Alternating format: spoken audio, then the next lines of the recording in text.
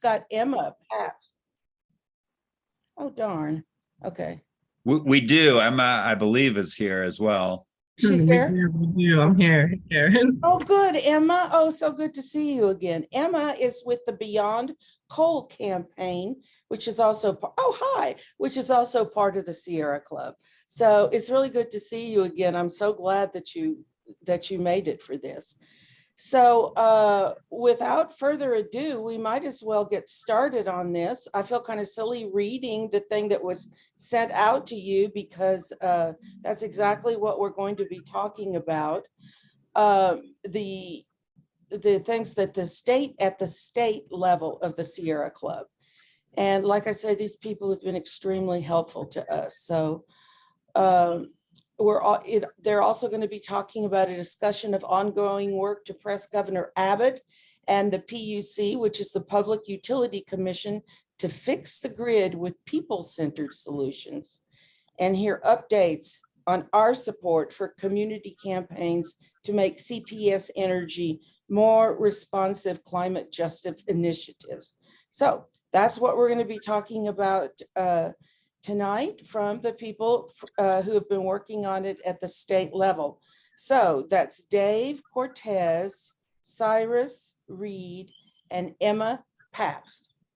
And I will just ask everyone who's not speaking to go ahead and mute, please. Yeah, and to please hold your questions. Well, you can type them in. Yeah, and just don't speak out during their presentations because it gets kind of confusing.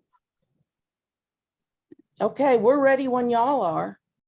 Thanks, y'all. That looks good. Yeah, Cyrus has the slides up, and I will be. So Cyrus is our head chef tonight. Emma Pabst will be your sous chef, and I'll be sort of your utility person, just running around screaming hot coffee, corner, watch out. That means I'll be putting things in the chat, trying to help address any questions. Feel free to put any questions in the chat, please. We want to keep you all engaged. This will be a pretty casual conversation. We weren't sure how many people. I know Matt had told me something like 45 people had signed up. We did promote it a little bit on Instagram just to get last minute RSVPs, but we will make these slides available to y'all. I've got a public version that I'll put in the chat in just a minute. But thanks for having us. Dave Cortez, he, him, his pronouns. I'm in South Austin. Live here with my partner and my 4-year-old daughter, who you may hear in the background because it's that time of day where things get a bit unwieldy. Let me pass it to Emma and then to Cyrus to introduce themselves, and then I will do a little bit more opening. Cool. Thanks, Dave Cortez. Howdy, y'all. Emma Pabst here. My pronouns are she or they. And like Karen said, I am a campaign representative for the Sierra Club's National Beyond Coal campaign. So I work to combat pollution from coal and gas-fired power plants across the state. I am based at Round Rock, Texas, just north of Austin, and super excited to talk with you all about the Spruce Power Plant today. Check. Thanks, Emma. I think I know many of you. I've been around, well, 50 whatever years on this earth, but I've been in the Sierra Club role since 2007. I use he, him pronouns, and my title is Conservation Director. I'm not sure what that means either, but it means I do a little bit on a lot of different topics. And I'll be talking a bit about what's happening at the PUC in just a little bit, and then I'll turn it back to Dave for now. Thank you, Cyrus. Thank you, Emma. I describe Cyrus as like our lead policy person and our lead lobbyist, but he's also just got a mountain of experience and knowledge in Texas that is very, very helpful and appreciated. All right, so let's go to the next slide, please. So just a couple of things about what we're going to be talking about today. Let me put our slides in the chat if for any reason you can't see them. These are a public copy, so you all can do what you want with them. Just don't send them to CPS Energy or Greg Abbott, please. You'll see the sections we're going to go through today. It's going to be a fair amount of talking. We'd love to get to know you all. So if you don't mind just saying in the chat, if you're able to, just your name and what part of San Antonio you live in, and maybe who your city council member is, and if you like your pronouns as well. Next slide, please.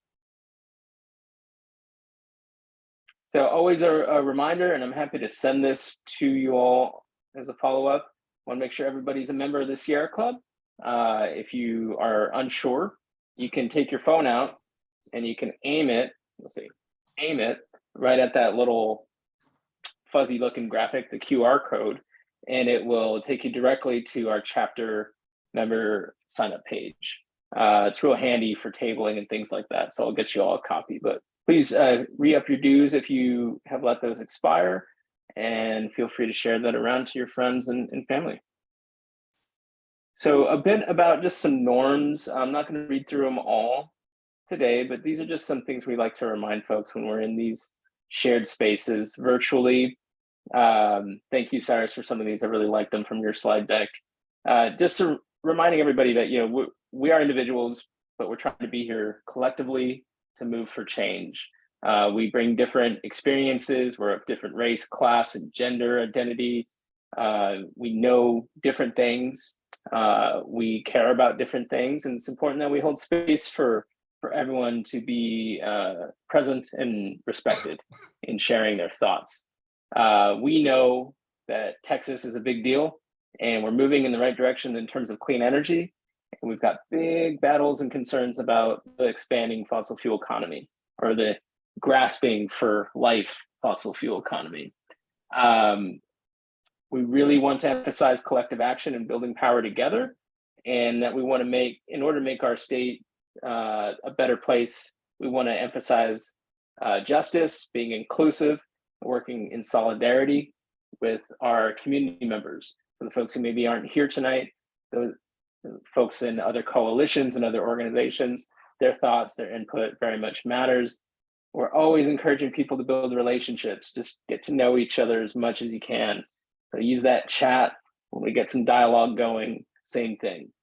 And just be mindful of power and privilege. Sometimes folks dominate a space, keep the microphone, and it's fine. We want to hear everybody speak, but let's make sure that we afford opportunity to folks who are not speaking.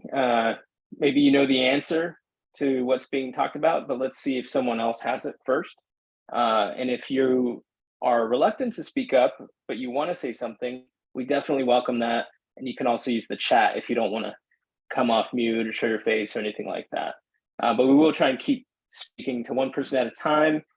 Everything we do with the chapter, we're always encouraging folks to remember that we build anti-racist and inclusive spaces.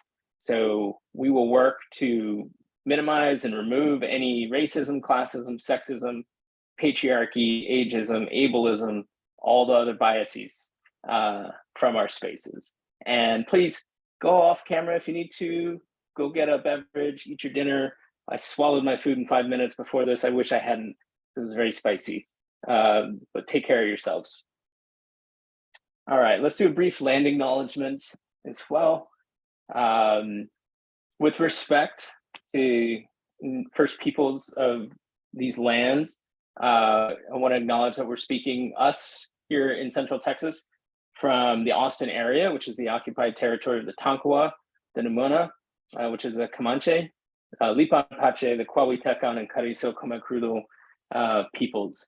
And with respect to the people of San Antonio, we want to give thanks to the original peoples of Yanajuana, the land of the spirit waters, such as the Cuauhtecan, Lipan Apache, the Carrizo, the Borrado, and others. We at the chapter and across many climate justice spaces, environmental spaces, want to acknowledge that there's a violent and continuing legacy of colonization in Texas. One very clear example is the militarization of the border. And we call on all participants today to reach out to us at the chapter for more information on how you can learn about the history of Native peoples, the First Peoples in Texas, of systemic racism, and how your activism can help undo the impacts of white supremacy on the environmental movement. We've got a website there that I'm going to put in the chat that has some resources that our colleagues put together last year, maybe 2 years ago now. But honestly, even if you just want to talk about it, if this feels different or uncomfortable, give us a ring. Happy to block off a little time and chat. Next slide. So just an emphasis on things you can do. We're going to get into the details in a minute, but I wanted to make sure that we get these in the chat in case people drop off. We've got a big rally about the Public Utility Commission and fixing the grid with energy efficiency coming up on August 25th. And that's going to be in downtown Austin. That there in the chat is a petition that you can sign to express support for expanding energy efficiency in Texas. This next link is going to be for the rally. If you all want to make a drive up, we'd love it.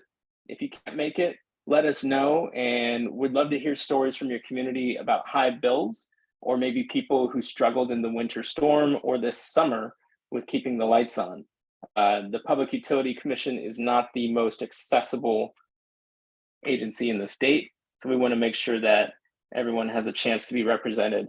Lastly, every Monday and Tuesday at the times listed, we're hosting organizing office hours with Shane Johnson, our chapter clean energy organizer. You can register for those at the link I just put in the chat. That's a space just to talk about, hey, we want to learn more about the PUC, or we want to learn how to make CPS Energy serve the people better, or some of the issues you all brought up earlier. We got them every Monday and Tuesday for an hour each. Let's see. I think, yeah, I have another resource slide next that we can skip through. We'll make sure that you all get all these other helpful tools about organizing toolkits, about other campaigns that you can get plugged into. If you're a mom or a dad or a parent or a grandparent, some cool stuff that you can read about for targeting school districts. I know San Antonio Independent School District has some work going on around climate planning, et cetera, et cetera. We want to get you all as much information as we can so you can become better organizers and move San Antonio towards a clean energy future. So with that, let me hand it off to your head chef for the night, Dr. Cyrus Reed. Yeah, I'm a facts guy, so you guys all know this, but just a reminder that Texas is #1 in energy consumption, coal consumption, gas consumption, electricity production, oil and gas production, carbon dioxide emissions from electricity use. We are also #1 in wind energy production. We're also #1 in the potential to save energy by not using as much. So with all that electricity use, there's actually a lot of savings we could be doing that we're not doing. And then we're currently #2 in solar energy production, but there's a lot of solar being built. As mentioned, sometimes it's in places maybe we don't want it, but solar's coming on strong. Let's see, how do I advance? Okay. And then very quick, I'm going fast, but again, these slides will be available and you can always speak to me. Just a reminder that Texas is really unique because we're actually in 4 different energy grids. The main one that San Antonio's in and Austin's in is called ERCOT, the Electric Reliability Council of Texas. But El Paso in the west is in the Western Interconnect. And then you've got the brown areas that are part of the Southwest Power Pool. And then that green area is part of MISO, or also known as CERC, the Southeastern Reliability Council. And that's sort of the Entergy area. Within ERCOT, at the moment, we're an energy-only market with a rather large price adder. And in that market, all units, so everything CPS Energy owns, they sell into the market and then they buy back from the market. And loads like CPS Energy pay a load zone price, but generation earns a nodal price. We're on a nodal system. Most transmission and interconnection costs are socialized. So every time, anywhere we build a transmission line in Texas, we're all paying for it, which in some sense is a good thing, but it also can get pretty expensive. And I already said this, but this is something that was added, a few years back. This price adder leads to higher prices when the price gets scarce. It has led to a real boom and bust cycle for prices within ERCOT. I know that's a lot of information, but you know, you can always reach out to me, or we can talk more later in the presentation. This is ERCOT wide. These might be about a year old, yeah, 21. But Texas is pretty gas heavy. Gas is roughly 40% of the is the source for about 40% of electricity. But wind is now second at 23%, coal at 19%, nuclear at 10%, and solar, this was last year, was around 4%. And again, it's coming on strong. It's going to probably double by the end of the year. So that's kind of just a sense of it's still dominated by fossil fuels, but wind and now solar are coming on strong. And this is just an example of that. I believe this is a solar slide that's just showing you currently there's about 10,000 megawatts of solar, but within the end of this year, it's going to be probably double that. And if you were to go on a year or so, it's probably more. And now with the adoption of the Inflation Reduction Act, that's probably there's going to be pressure for even more solar just because of the tax benefits. So a lot of solar coming out of the system very fast.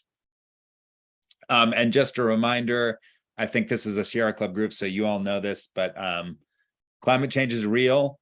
And we found that out again in 2021. You know, there were 4 or 5 events in Texas alone that registered billions of dollars of damage. The one, you know, that we talk most about, of course, is Winter Storm Uri, but there were also hail storms and hurricanes and other severe weather on the Texas-Oklahoma border in April. And so just a reminder, our climate is changing even faster than folks had predicted. And there's a lot more extreme weather events, which means the electric grid that we have wasn't really designed with those climate extremes in mind, nor have we been planning for those climate extremes. You guys know this, but Winter Storm Uri, unbelievable storm from roughly February 13th through 17th. It actually didn't just impact Texas, it impacted a lot of people throughout the US. Over 170 million Americans were under various winter weather alerts. But here in Texas, we had about 4.5 million homes and businesses without power, some for multiple days. You know, the official estimates were about 250 people killed, but no one believes that. In fact, people think it's probably closer, you know, this has 700, but it's probably closer to 1,000. But somewhere between, say, 200 and 300 billion in damages.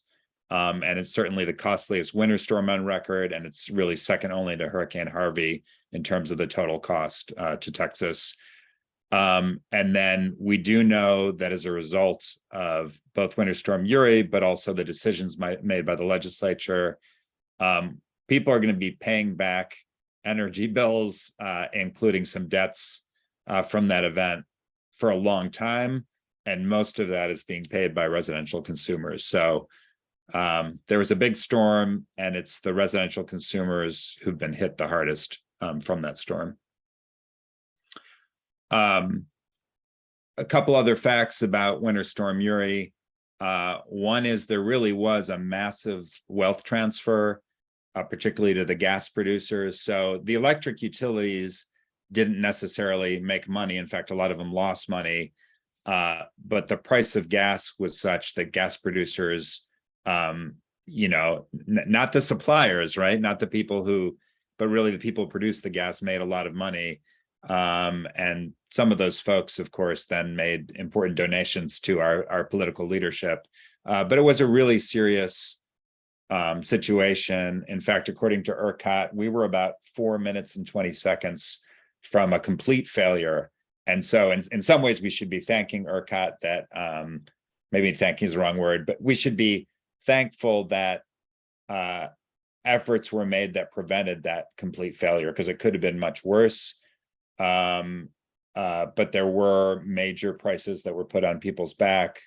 And we also, of course, had water woes and system shutdowns, huge air pollution impacts from refineries and power plants shutting off and coming back on, and really being given some grace by the regulators to pollute.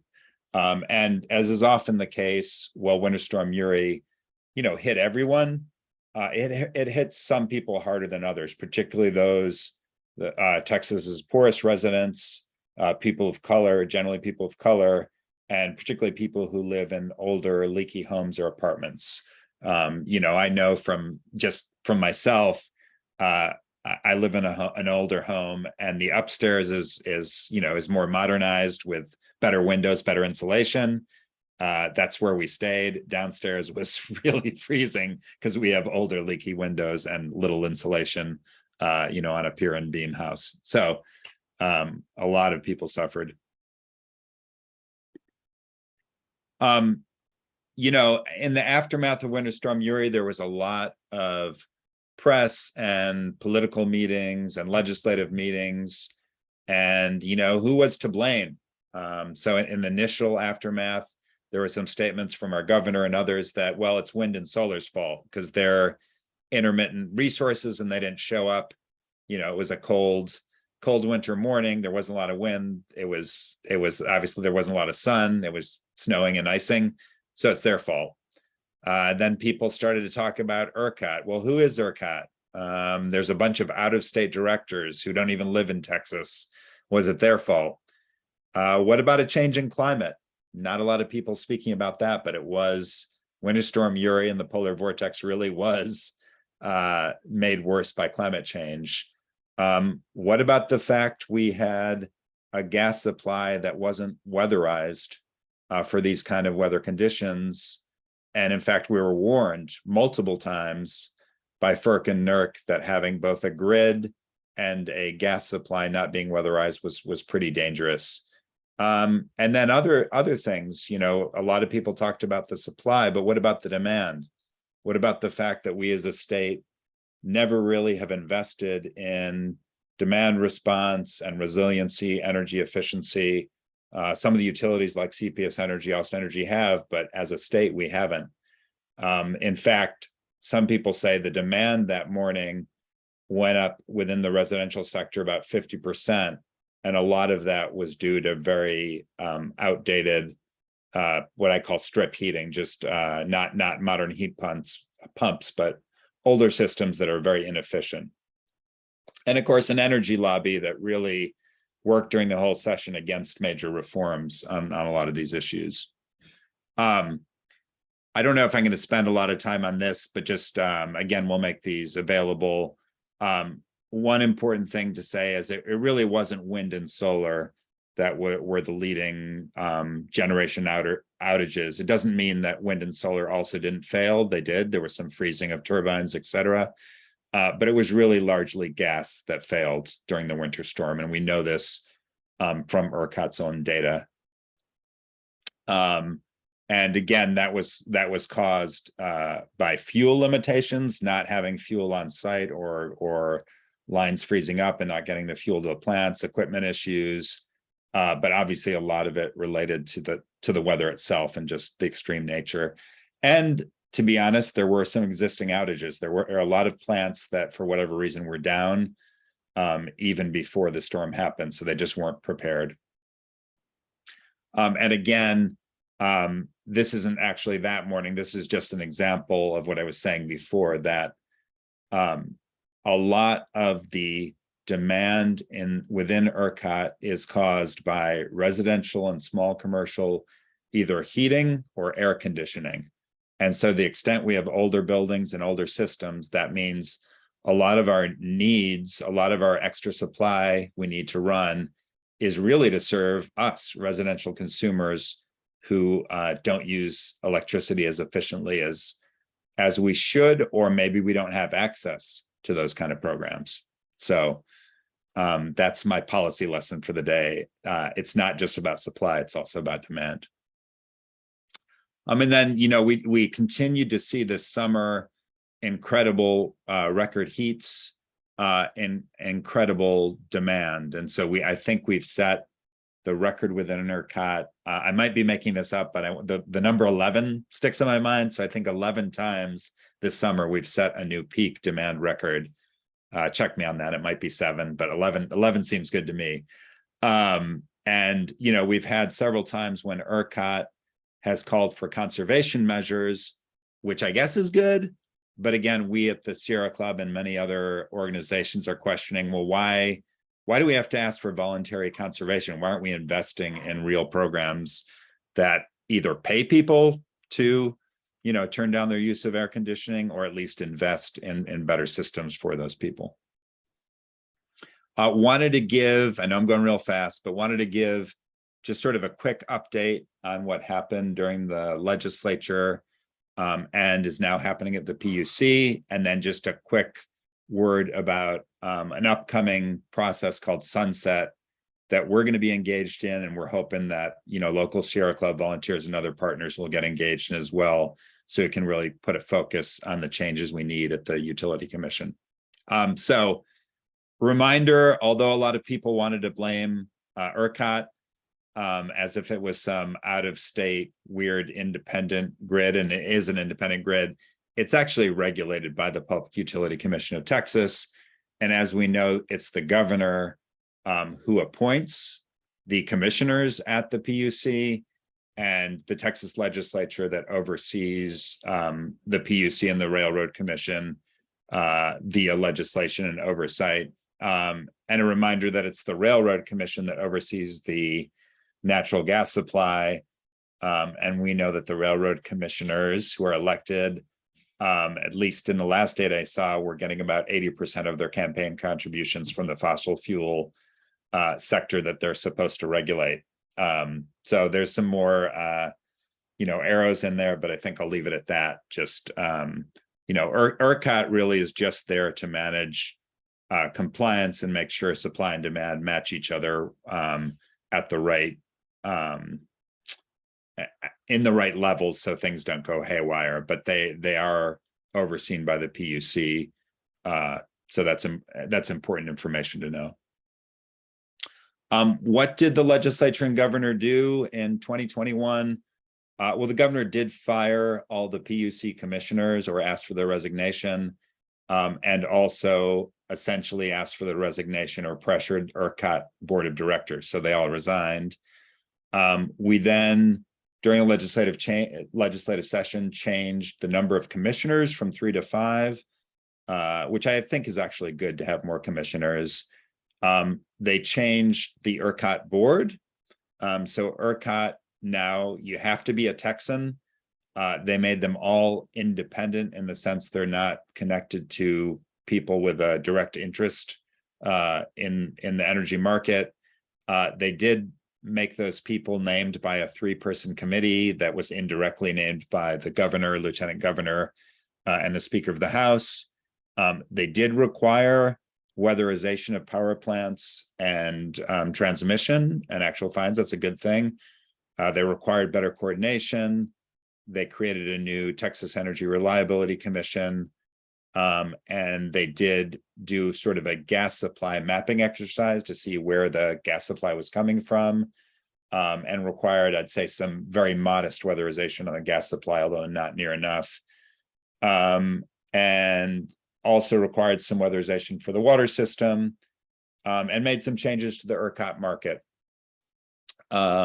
which is still being implemented. And I'm about to speak about that. And then, important to all of you and to all of us who pay electricity bills, they also securitized the billions of dollars in both the gas costs that gas distributors had to pay, and the electricity charges from those really big charges during Winter Storm Uri. And we're all going to pay it back over time, essentially. And then they did put the PUC in the sunset process, which I'll talk about in a second. So there is new leadership at the PUC and ERCOT. One of that new leadership just happened today, which is we've been operating with an interim CEO named Brad Jones. He's going to stay on for about a month. But today the ERCOT board named a new CEO, Pablo Vegas. He comes out of the utility industry. I don't know much about him, frankly. He has some experience in Texas.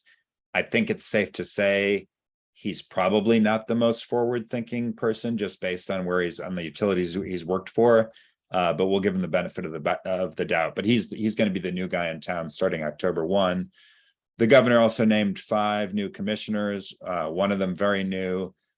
Peter Lake is the chairman.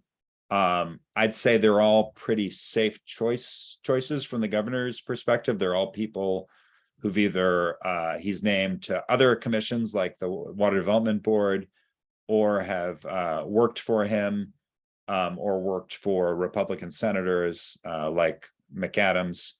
The one commissioner, Glotfelty, who's in the lower left there, I think is probably the most forward-thinking of them, but they're pretty by the book kind of folks in my experience so far. Not bad people, you know, they can be approached, but maybe not the forward thinkers we might like at the Public Utility Commission. What the legislature did not know, I'm going long, so I'm going to try to give Emma some time.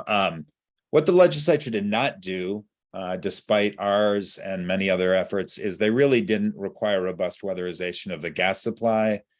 Railroad Commission just came out with a proposed weatherization rule that's very, very modest and weak, and leaves most of the power with the gas suppliers on determining, you know, what they have to do. They didn't increase penalties at the Railroad Commission. They really kept them low. There was no customer relief. You would think after a storm like that, when people had huge bills and lots of problems fixing up their homes, there'd be some sort of customer relief. There was none, other than what you know comes from the federal government, but the state provided none.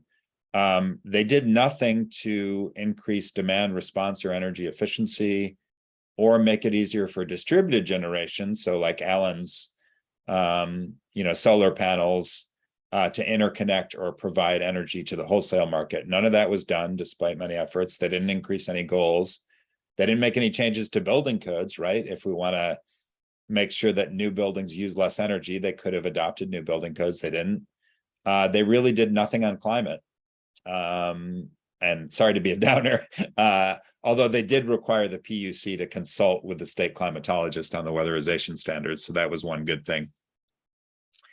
But we do have an opportunity to make some changes at the PUC, ERCOT, and the Office of Public Utility Commission, which is they're under the Sunset Advisory Commission.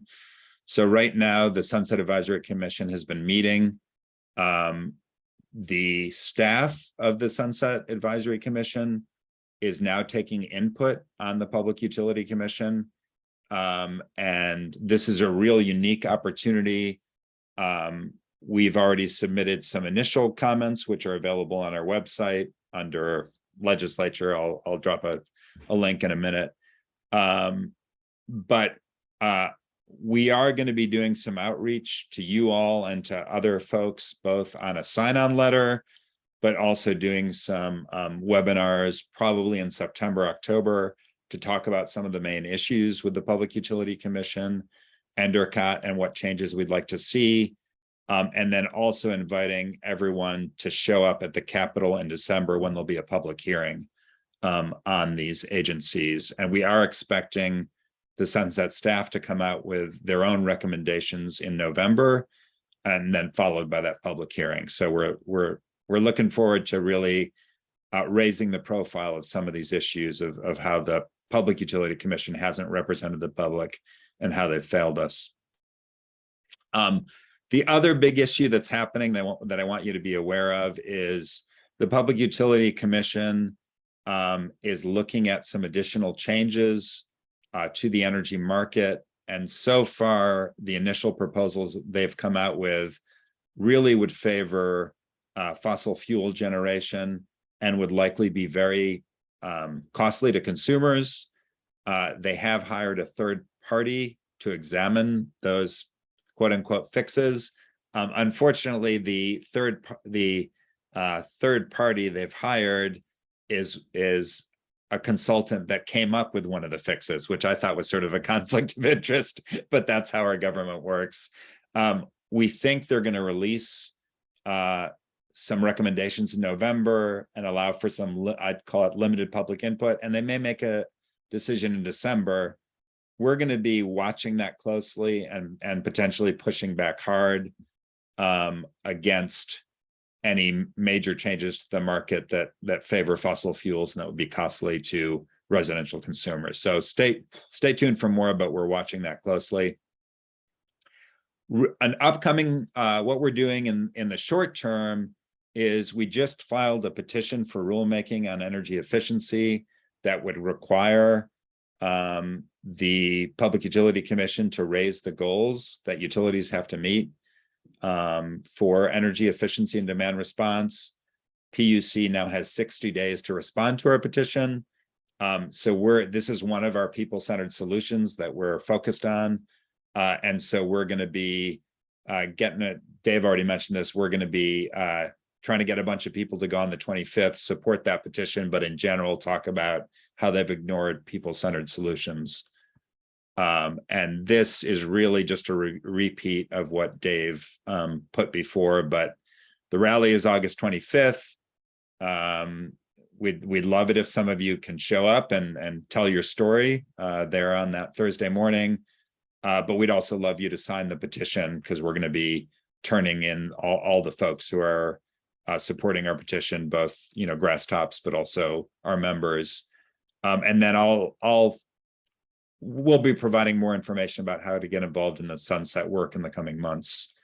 And a reminder, the office hours where we can get more into the details are available to everybody here on Mondays and Tuesdays, I guess, for the whole fall.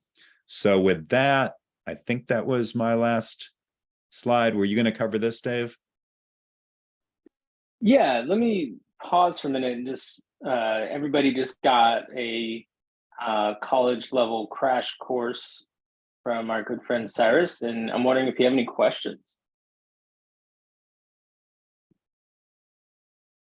Go ahead, Karen. You're muted.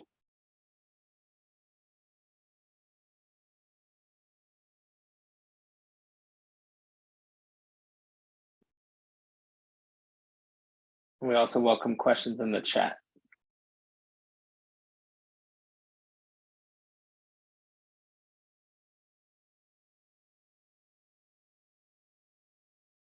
And Karen, There.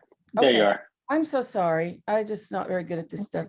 I have always had a lot of confusion about the ERCOT and and the grid. And what y'all just did was very helpful. But one of the things I want to know, I didn't realize it was, how big is the grid? Is it the whole state, or is it just the area that we are in here in San Antonio? And it seems like in many ways, it can be used as a way to almost make kind of a crash ability to be able for it to make a whole lot of money. When we have these events where it either gets real hot or real cold, and that seemed to, in the past, we've made a lot of, we being the city of San Antonio, it's my understanding it's made a lot of money off of that. But boy, it sure didn't work out for us with Uri. And so to me, it just kind of seems like gambling. So I don't really understand, is this grid something that the state set up, San Antonio set up? Those are my questions. Yeah, so it has a history, right? It's not the whole state, as you saw on that map. You probably don't remember it. It was about 10 slides ago. But it's about 80, I'd say about 80% of the state. And it's about 90% of the electric demand. And it really, if you remember back before 1999, the whole state was really, ERCOT existed, but the whole state was really served by regional entities before before they deregulated the market. Now that didn't impact San Antonio because San Antonio has always had a municipal utility. But in areas like Houston and Dallas, they kind of split up how we got power, how we sold power. And then, they moved to the system. And you're right, the way we're an energy only market, which has its good aspects and its bad aspects. The good aspects is when most of the time it's actually cheaper, right? Because everybody's competing. But the way they have it set up, the price goes way, way up when you have these peak times. And it really failed in Winter Storm Uri because the commissioners made the decision to keep the price at the cap, which was at $9,000 per megawatt hour. So they made a political decision to keep the cost really high during those 4 or 5 days. And that's why there were these huge payments that are due, and we're all going to be paying them back. So that was really a political decision. The gambling part of it. Yeah. And I understand that Austin, and you guys aren't that far away, you just had like a windfall on the whole thing where you made all of this money. So we kind of want to know where you got that, and can we do that too? That's what I mean about it. Kind of seems like gambling to me. We're gambling on the weather, we're gambling on, it just doesn't seem like the way that you would run a power grid, energy for the people. Now, if you want to, see if you can have a good run tonight and take a bunch of money home, maybe so. But it to me, because of Uri and Austin doing so well, which I'm glad you did, but we want to do it like you do. So how are we different? Yeah, I think I know that both Austin and San Antonio published like after storm reports that get in a lot of those details about what went right or what went wrong. And I don't remember in San Antonio was one of the problems that some of your gas and coal units actually failed. So they were sort of on the hook for operating and they didn't operate. And then you had to buy all that. You weren't covered, so you had to buy a lot of that energy. They chose not to weatherize them. And you chose not to weatherize them. Well, we didn't, they did. And I think this, we as the Sierra Club have said, we want to change the system to make it more like cities that seem to be doing really well. I mean, Houston gets hit all the time with storms, and everybody seems to be doing better than we are. And when we did that, we got sued. So obviously CPS Energy doesn't want that to happen, but can they really blame us? I mean, there's a certain advantage though you have, a theoretical advantage you have in San Antonio, which is supposedly you own your utility. They just have always operated very independently. And Emma's going to talk about that a little bit, but yeah, this may be too big of a question. Yeah. So let somebody else in. Is anybody else got anything? Maybe you're waiting on me. Any other questions? Terry? Yeah, I guess I'm unmuted. I just typed in, I think, one of the coal plants, I think it was one, definitely went down for a couple of days during Storm Uri, as well as one of the nuclear plants. Actually, the failure at the Spruce 1 was really just due to poor maintenance. It wasn't due to lack of weatherization. And the failure at the nuke plant was really due to a safety measure shutting it down because of lack of weatherization, I'll guess. But the net cost to San Antonio from those two plants going down in lost revenue / purchase price of gas was about $800 million. So almost the entire hit that we got through Storm Uri was due to our two plants failing, which in my mind was due to our bad management. The other thing I might just add, CPS traditionally has made a ton of money in the summer months from our current market strategy of selling excess coal-produced energy into the grid at very high prices to the consumers. They've made $50 million in a day, $100 million in a day and stuff in the summer sometimes. Well, so they got upset in Storm Uri because they got hit by having to pay those huge costs. But in fact, historically, they've loved to profit from those huge profits when other people are not producing enough energy in the summer. So it kind of goes both ways. Thanks. Thank you, Terry. All right. Well, thanks, y'all. We may lose Cyrus. Go ahead. No, I'm sorry. I was just saying that I think anybody would question the ability of CPS to run the power for the city of San Antonio, and that we ought to be looking at other ways of doing it. And this is not the time that you decide you're going to sue somebody who wants to look into that. That leaves a very bad taste in, we do have the right to do that. And when they have pockets like they do, and we, Alamo area Sierra Club, we don't. So it makes me very concerned about our democracy. All right, I'm not going to say anything else because I'm just taking up too much time. All good, all good. Thank you all. Oh, Please feel free to put any other questions in the chat. And Emma and Cyrus, if you can help me moderate the chat while I'm sharing a bit. Briefly on that, part of what we're bringing forward from the chapter these days is a cold, hard truth. The reason that we're in these situations is because we don't have the power to change them alone, right? The people in power are doing everything they can to hold on to power, using things like banning books, using things like redistricting, and funneling money into political operations, restricting rights at the ballot box, making it harder for people or more confusing for people to vote, and attacking things like mail-in voting.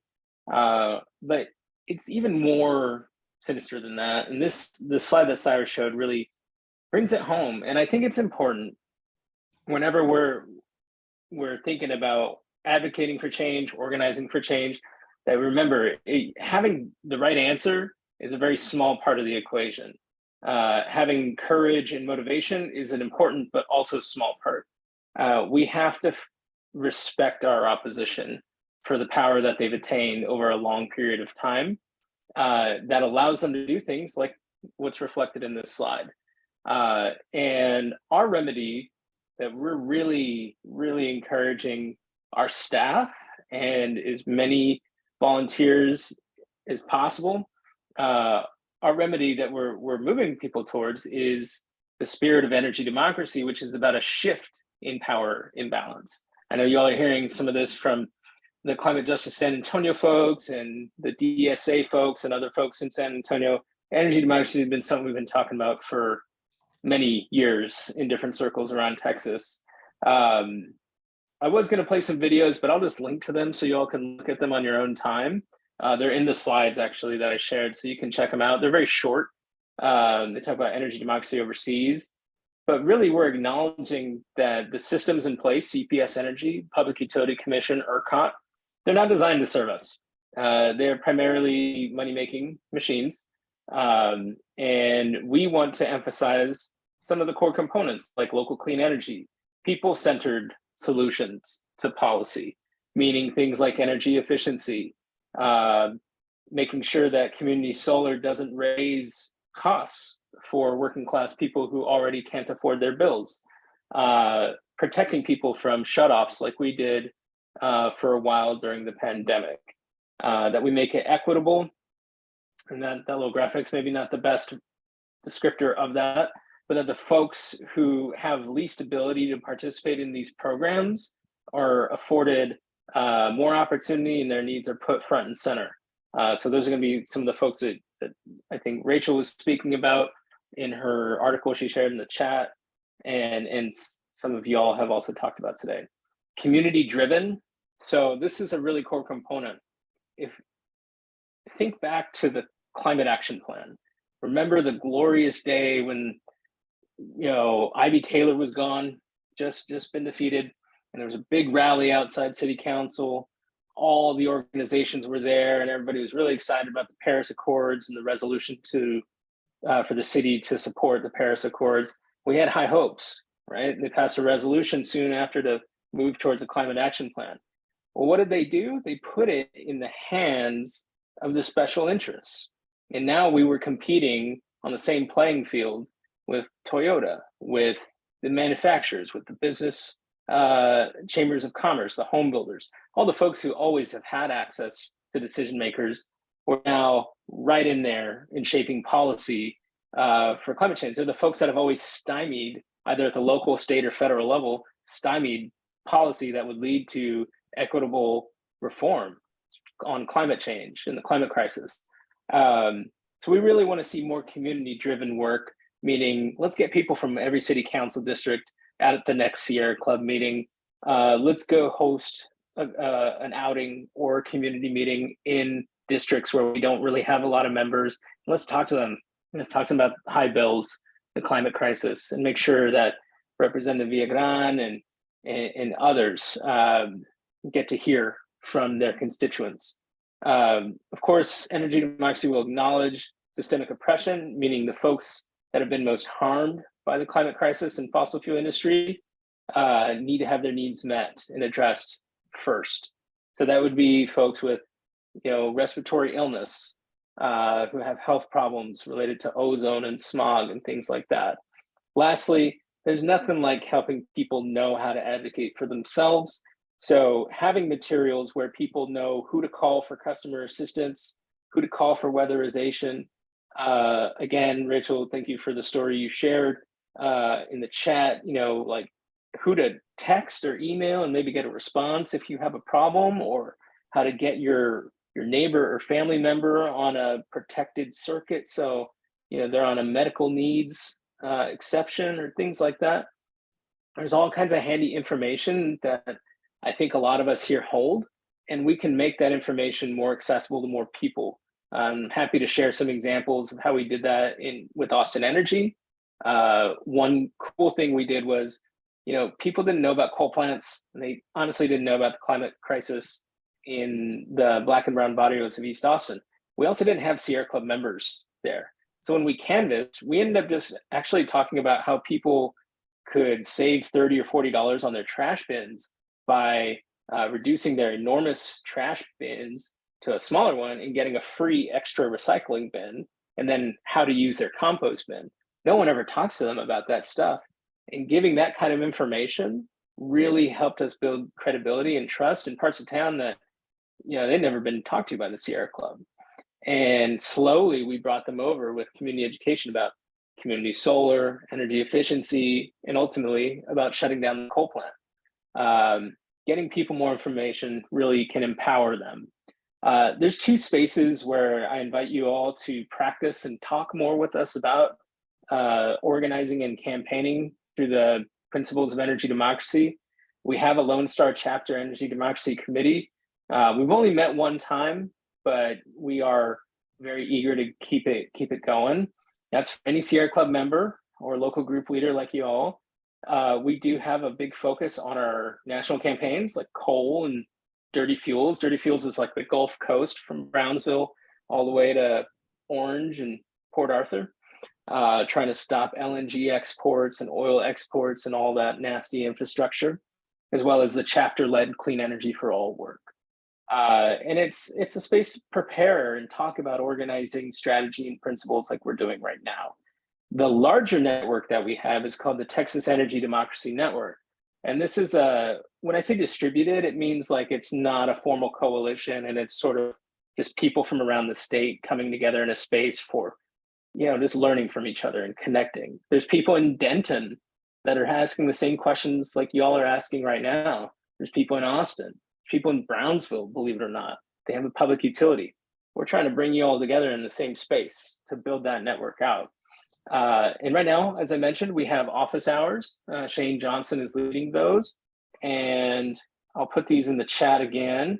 Okay. Monday and Tuesdays, we've got them there, and you all can come on in and hang out for a bit and just learn more about all the things you've heard so far.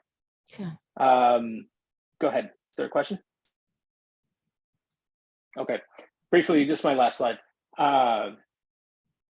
In the public, in the slides I shared in the chat, and I'll put them in again, you all can click on these links. We got our clean energy scorecard, which will help show you more information about CPS, but also some of these other utilities. And then just other really cool things like activist toolkit for clean energy, Solar United Neighbors and the work they're doing for cooperative solar purchases. If you want to get on some email listservs through Sierra Club on energy democracy. And as I mentioned earlier, focusing on schools, how we can make our schools hubs for climate resiliency. That's my crash course. Go ahead, and since we're getting late, I'm going to hand it right over to Emma Pabst. Emma, do you want to share yourself, or you want me to keep my slides up? If you keep your slides up, that'd be awesome, Dave. You got it. If you're here to click through. You rock. Thank you. Thank you. Cool. Well, I'll spare you all the details and just jump right into things here. Like I mentioned before, I'm a campaign representative for the Beyond Coal campaign. So among my job's responsibilities is tackling the Spruce coal-fired power plant you'll have out in San Antonio. I also work to tackle pollution from other coal plants across the state, the San Miguel coal plant, which is just about an hour south of y'all. I'm working to fight a gas proposal up on the northern part of the Texas coast near Beaumont. And I worked to tackle a different gas plant proposal earlier on in the year out in El Paso. But really, no matter where you look, all across Texas, we've got these really old coal plants that are out and polluting, as well as tons of new proposals for gas-fired power plants on power grid. And I mean, you saw in Cyrus's slide earlier, a ton of our power generation is coming from gas, these huge power plants that turn gas into electricity. And so we'll talk a little bit about that in the context of Spruce today. Dave, if you could skip a couple slides forward, that'd be awesome. It's my job to chat with y'all about Spruce. In terms of what's going on at the Spruce power plant, I'm sure y'all have heard this before, right? Spruce releases a lot of bad stuff, carbon dioxide, that's a greenhouse gas, of course, sulfur dioxide, and nitrogen oxide. Spruce is actually the 6th worst carbon polluting power plant in the entire state, which is pretty impressive. It releases about 8.8 million tons of carbon pollution each year, according to the EPA. Which is quite a lot, right? I'm fighting some gas plant proposals currently, and that's a hefty chunk. It looks similar to a lot of the gas numbers, actually higher than the gas numbers, which is terrifying. They're also releasing about 800 tons of sulfur dioxide a year. You might be familiar with this stuff. It's not great for you, right? It harms the lungs. It can get into your eyes and irritate them. It worsens asthma, causes breathing difficulties, increases the risk of respiratory infections, all sorts of nasty stuff. And, with nitrogen oxide, similar stuff. You might have heard about ozone pollution, which is a big problem out in San Antonio. Nitrogen oxide gets out into the air and it reacts with volatile organic compounds and sunlight to form ozone pollution, which is similar to smog. Causes a lot of the same issues, asthma, breathing difficulties. It can impair visibility. It's like if you're out hiking and you're looking down from the top of a hill and all you can see out there is air pollution, that's probably smog that you're looking at. And so the Spruce power plant is causing a whole lot of gross stuff out in San Antonio. If you could look to the next one. Thanks, Dave. I had the opportunity to sit down and meet with CPS Energy with their board a couple weeks ago with some of our environmental partners, with Public Citizen and Move Texas and all them. And they shared with me this little chart. They said it's tentative, especially the gray portion that you might see there. But good news is, right, we expect CPS Energy to be announcing a retirement of the Spruce coal plant pretty soon here. I forget what the exact numbers are, but yeah, it looks like they've got one unit at the Spruce plant down to retire in 2028, another one to retire in 2027. And you'll note there that little circled part, that gray line, is a proposed conversion of the Spruce 2 unit at the coal plant to gas after they shut down the coal portion of it. So I'm going to talk a little bit about that with y'all today. We're expecting them to make that announcement that they're planning to retire Spruce by probably the end of this year, maybe early next year, which is great news, right? But it's, of course, coupled with the bad news that we're expecting them at the same time to announce plans to convert that other Spruce unit to gas by the end of the year as well, which is not so good. You could hop to the next slide, Dave. There's a lot of issues with gas-fired power generation. I'm sure you all have read about methane pollution. Methane is a really powerful global warming pollutant. I think the IPCC says it's about 84 times more powerful than CO2 over a 20-year period.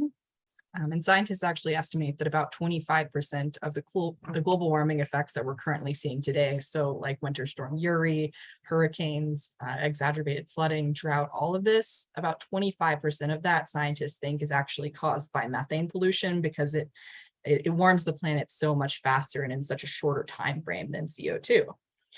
And of course, what we also know about methane, which is the primary component of so-called natural gas, is that it leaks at every step of the production process, right? They pull that stuff out of the ground in West Texas, it leaks at the wellhead. Sometimes, they'll flare off some of the excess, as they call it, and they won't even light the flare. It'll leak right out the top of the flare. They put it in these pipelines to pump it to places like a power plant, and it leaks out of the pipeline into the air. And once it gets to the power plant, it leaks before it goes into the power plant. It's really tough stuff to quantify because it's leaking every which way, but I'm sure y'all have read the reports. These leaks they're responsible for a huge percentage of our global warming emissions. And if we're converting the Spruce power plant to gas, we're only going to see more of those. And then, of course, that's not even accounting for the issue that once you burn the gas, it makes CO2. Then you've got that on top of the methane that you emitted all along the way.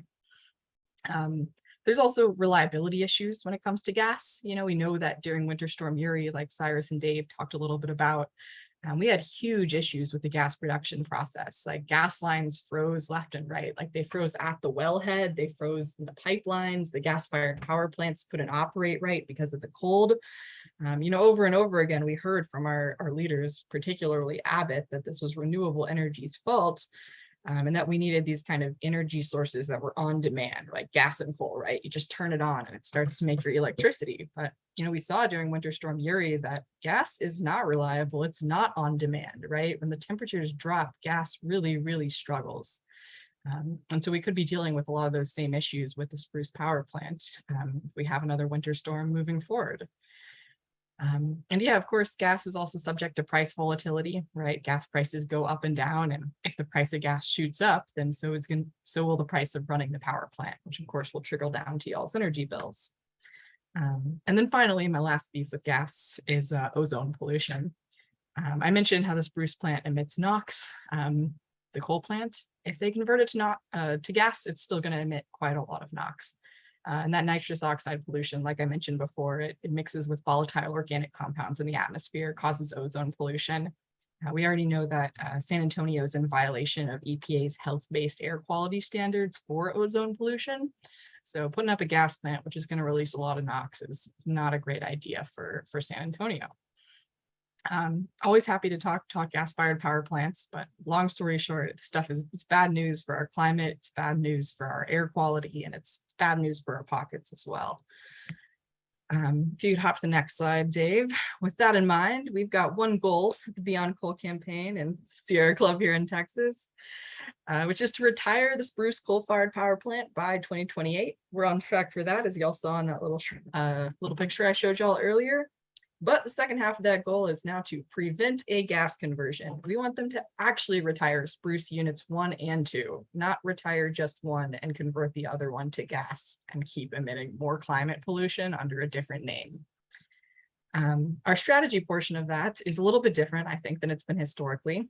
Y'all might remember, we've had a lot of these meetings and discussions with CPS Energy. We've sat down with them on tables and advisory committees and all sorts of things again and again. And, at the end of the day, we might have nudged the ball forward a little bit on spruce, but here they are looking us in the eyes and saying, hey, like, we know you're concerned about climate change, but we're going to build a gas plant.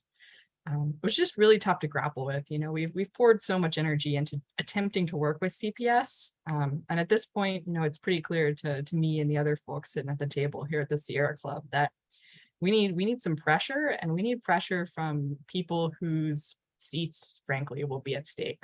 CPS Energy, they're not accountable to us, like if the public's mad at them, we can't kick them out of office. So over the next year or so in San Antonio, we're going to be making a strategic pivot towards public grassroots pressure directed at the city council. We've heard a lot from city council on this issue in the past. They'll kind of throw up their hands, be like, we don't have that much authority over CPS Energy. But, the reality is that it's politics. If city council wants CPS Energy to close spruce, they can absolutely figure out a way to get it done. We know one of those ways is that they have rate making authority. So CPS Energy wants to raise rates, they have to go to the city council. And so we can get city council to say, we're not going to approve your rate increases, CPS Energy, unless you fully shut down the Spruce coal-fired power plant and do not convert it to gas. So our strategy is going to be demonstrating organized public support for city council to demand that the CPS board retire the Spruce power plant entirely. And the reasoning behind that, like I mentioned before, is that city council, unlike the CPS Energy board, is subject to public pressure, right? Those folks, they're going to be up for re-election for some point, and they want their constituents to vote for them, which means that if we can get a bunch of their constituents showing up to city council meetings, calling into their offices, writing handwritten letters, we can create the public pressure that it takes for them to really light a fire under CPS Energy and get them to close this coal plant once and for all. We've made some progress on that over the last year or so. CPS Energy, recently passed a resolution saying that they would explore avenues for closing spruce. That's the reasoning behind us thinking, we'll know by the end of this year or early next year exactly when they plan to close the coal plant portion and whether or not they'll convert it to gas. We got step funding renewed, like Cyrus talked about a little bit. We've helped some of our community partners host public events and dialogues about what's going on with the Spruce coal plant and at CPS Energy. We've hired a wonderful intern, Cynthia Gonzalez, who's a student at UTSA and is actually about to move back over there from her home in Dallas to start her classes for the fall. And she's helping us build grassroots power. Right now, I'm working with her to put together a petition urging the city council to tell CPS Energy to shut the coal-fired power plant down, and we'll have her till December. She's going to help us circulate that petition to people locally. She's probably going to turn it into like a sign-on letter for local businesses to sign as well. And really, we're just going to get Cynthia, attending events everywhere she can, testifying at city council meetings, distributing literature and fact sheets, and just really mobilizing the community to engage their city council members on this issue, because I think that's where we win. And then finally, we've made a little bit of progress on ozone non-attainment and something called CCR, which is the coal combustion residuals rule.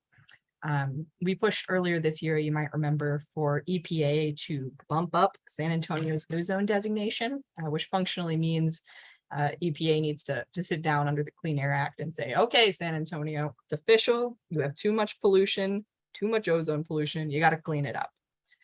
So we're pressuring, or we did pressure, and we'll continue to pressure EPA to do that. And once EPA makes that ruling or designation, it'll force San Antonio, CPS Energy in particular, to figure out a way to reduce ozone pollution. And of course, we know that the Spruce power plant is a big part of that. So it's possible they could close down Spruce as an avenue for reducing ozone pollution. But of course, that doesn't work so well if they convert it to a gas plant. If you could hop to the next slide, Dave. There's also some additional levers that we can use to tackle pollution from the Spruce plant. Like I mentioned before, there's this ozone issue. We want to ensure that EPA officially says, hey, San Antonio has too much pollution. There's a few different ways that happens, right? There's also this good neighbor rule, which basically says like Texas ozone pollution is getting blown into other states, which is not good. So Texas, you need to clean up your pollution. So we'll be pressuring EPA on that note as well. And of course, San Antonio's air pollution blows places as well. And EPA also, it looks like Cyrus added this, but it looks like EPA could be making a new ozone standard. And usually I think those ozone standards like increase, like if there's more pollution. As we go through time, scientists realize that the more air pollution you're exposed to, the worse things are. And so the standard kind of gets lower and lower, like it might start at 1. They might say 1 is too much air pollution. Then next time it gets updated, they might say, actually, we learned that 0.75 is too much air pollution. So hopefully we'll get that new standard set up, and that'll make it even more pressure on CPS Energy and the city of San Antonio to shut down these different sources of air pollution.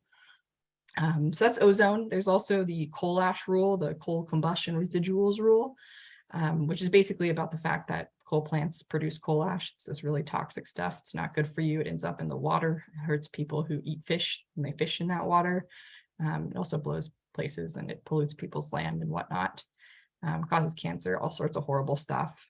So the EPA passed this rule requiring a bunch of facilities to update the way that they store coal ash. And we're currently, our legal team is working with CPS Energy to figure out if that's an avenue for retiring the spruce coal plant early, if there could be some funding in there for CPS Energy in order to enable that to happen, in order to reduce that coal ash pollution.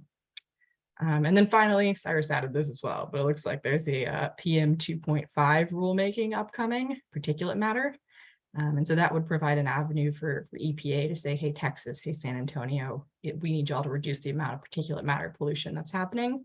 And of course, we know too that coal plants produce a lot of particulate matter pollution. So if we push really hard on that rule, an avenue people might take is saying, hey, you should shut the spruce coal plant down because it would save us a lot of particulate matter. I say all these complicated regulatory things to say that there's a lot of opportunities to push CPS Energy when it comes to federal rulemakings. All of them are a little bit different, but they all kind of have the same idea, which is that the federal government sets these standards for our air quality and for coal pollution. Sometimes they step in and say that localities or states have to take action on them. And so us here at the Sierra Club will keep an eye on those rulemakings and work to keep y'all informed about when a new one or a new comment period is coming up. We'll reach out to y'all's group to say, hey, there's an opportunity to submit comments. You want to sign on to them. Hey, there's an opportunity to come testify about air pollution in your area. Want to come join us on this huge virtual call, that kind of thing. So just keep an eye out for updates on that sort of stuff. If you could hop to the next slide, Dave. In terms of the second half of 2022, like I mentioned before, we're hoping to pursue more actions that specifically target the city council since they're beholden to their constituents. Working with our intern Cynthia on getting that petition circulating and posted to the website. We'll also be encouraging folks, and I do encourage you right now to go to your city council meeting and testify, right? Show up, use your 2-3 minutes of public speaking time and say, hey, like this is 2022. What are we doing with a coal plant? And why are you pretending that, we have this beautiful climate action plan? Why are you pretending that converting it to gas is even a little bit of a real solution? We really need to start ringing the alarm bell on the gas conversion side of things right now, because CPS is very much getting ready to make a pivot and say, hey, y'all were really mad about this coal plant. We're going to change it to gas. It does a lot less air pollution. So that's okay, right? We need to be out there. We need to beat them to the punch. And we need to be out there saying right now, no, that's not okay. Air pollution is still going to happen in the world of your gas plant, and it'll still be horrible for global warming, which is, this huge problem that we need to be tackling everywhere we can at the city, at the state, at the federal level. We'll also be working to publish, letters to the editor. I encourage you all to write them, submit them, especially if you read an article in the local paper that's about spruce. And at some point, we hope to distribute a handwritten letter toolkit that kind of has a fax grab bag for, things you can say about spruce and the pollution that it causes, and a little guide for how to send it in to your city council member and how to structure it and all that jazz. So yeah, that's what's kind of moving forward in the world of spruce and CPS Energy. I'll just emphasize one last time that, I've become really, I'm frustrated with CPS Energy right now. They'll talk with us all day. They'll invite us to meetings. They'll feed us tacos, not even good tacos in San Antonio too, which is frankly offensive, but they'll invite us to meetings. They'll feed us bad tacos, churros, whatever. But at the end of the day, they still want to look me in the eye and tell me that I'm frustrated about climate change, but they're going to convert this spruce coal plant to gas. And frankly, that's ridiculous. We know that people in San Antonio wanted a climate action plan. They want their city to be doing better on climate. And to know that and to look us in the face and say, we're just going to convert this coal plant to gas, it just really grinds my gears. So we're going straight to the big dog, straight to the city council. And I hope y'all will join me there, and I'll keep you updated with opportunities to do that over the next few months. But yeah, thanks y'all for having us. And if you got questions, you're welcome to toss them in the chat or speak up or reach out. Yeah, Emma, there's a couple, if you can pull it up. Karen, we'll come back to yours. Emma, are you working with any of the smaller cities within the San Antonio orbit? Ooh, I'm not. No, the smaller cities, like you mean cities around San Antonio?